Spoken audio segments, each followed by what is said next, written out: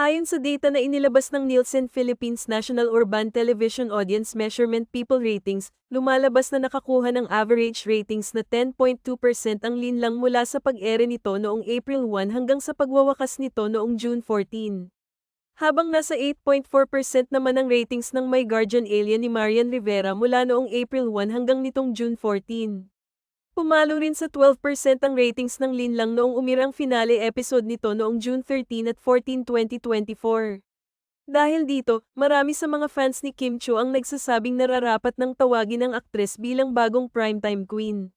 Subalit, kaagad namang dumipensa ang mga fans ng kapuso primetime queen na si Marian Rivera dahil ayon sa kanila ay wala pa sa kalingkingan ng tagumpay ni Marian Rivera sa mga teleserye ang natatamasa ngayon ni Kim Chiu. Ayon pa sa ilang mga netizens, na dapat ay magkaroon muna ng mga top ratings teleserye si Kim Chiu na talagang tumatak sa mga manonood ang ginampanang karakter katulad na lamang noong gampanan ni Marian Rivera ang papel bilang Marimar, Darna, Jezbel at marami pang iba.